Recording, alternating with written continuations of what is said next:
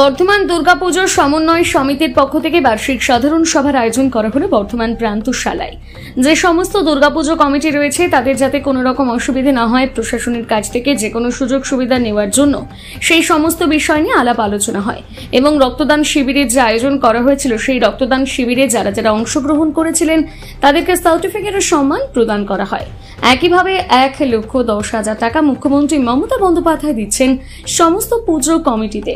সেই নিয়ে বিস্তারিত আলোচনা করা হয় এবং মুখ্যমন্ত্রীকে ধন্যবাদ জানানো হয় দুর্গাপুজো কমিটির পক্ষ থেকে।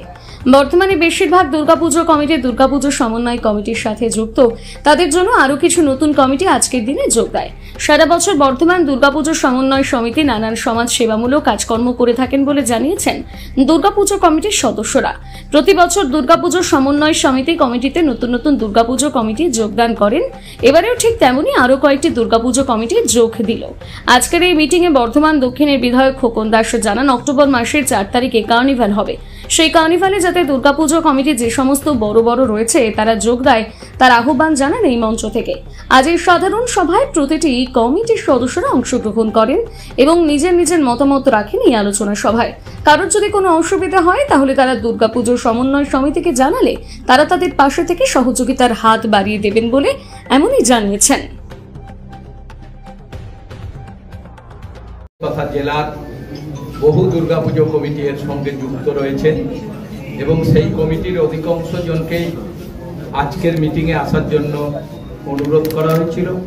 মিটিংয়ে আমাদের সম্মানীয় রামকৃষ্ণ মিশনের আমাদের মহারাজ অজ্ঞানন্দজি রয়েছেন, আমাদের শ্যামসায়ের সারদা আশ্রমের আমাদের মহারাজ রয়েছেন, আমাদের ম্যাডাম ব্রহ্মকুমারীর ম্যাডাম রয়েছেন যিনি সকালে বিশাল বড় রক্তদান শিবির করছেন। আমি নিজে ছিলাম এবং এত মহিলা রক্ত দিয়েছেন। ম্যাডাম রয়েছেন আমাদের দুর্গাপুজো সমন্বয় সমিতির আমাদের সভাপতি রবিহাটি, সম্পাদক সুকান্ত সহ আমাদের এই দুর্গাপুজো সমন্বয় সমিতির অন্য সমস্ত কর্মযোগী যারা এই দুর্গাপুজো সমন্বয় সমিতিকে এগিয়ে নিয়ে যাচ্ছে তারা এবং সমস্ত দুর্গাপুজো কমিটির আমার সম্মানীয় দাদারা, আমার বৌদিরা, দিদিরা, বোনেরা এবং ভাইয়েরা যারা উপস্থিত হয়েছেন সবাইকে আমি আমার শুভেচ্ছা এবং ভালোবাসা জানাই। আপনারা জানেন প্রতি বছরই দুর্গাপুজো সমন্বয় সমিতির পক্ষ থেকে কিছুদিন আগে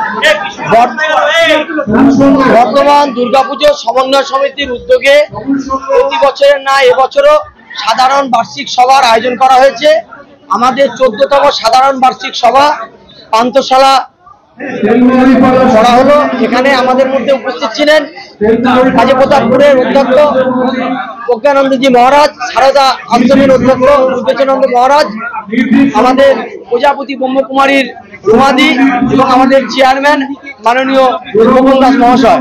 এবং আপনারা দেখেছেন হল ভর্তি বর্ধমানের প্রত্যেকটা প্রান্ত থেকে যারা পুজো করে সেই পুজো কমিটির মানুষরা আজকে উপস্থিত হয়ে আজকের সাধারণ সভা উপস্থিত হলেন। সাধারণ সভা উদযাপন করা হলো। এখান থেকে আমরা সারা বছরে আমাদের যে কার্যকলাপ সেইটা আমাদের সাধারণ সদস্যদের তুলে ধরলাম এবং আগামী দিনে আমাদের কি পরিকল্পনা সেটাও তাদের জানানো হলো। যেমন আগামী আপনারা জানেন কদিনের মধ্যে দুর্গাপুজোর সূচনা হতে চলেছে এবং এবছর বর্ধমানে অনলাইন সিস্টেমে পারমিশন হবে। এটা এবছর বর্তমানের ক্ষেত্রে নতুন। সেক্ষেত্রে দুর্গাপুজো সমন্বয় সমিতি বিগত বছরের মতন এবছরও পুজো কমিটিগুলোর পাশে থেকে আমরা আগামী মাসের 4 তারিখ থেকে আমাদের সহায়তা করতে করবো। সেখান থেকে সমস্ত দুর্গাপুজোগুলোকে আমরা পারমিশনের জন্য সহযোগিতা আমাদের পক্ষ থেকে করা হবে।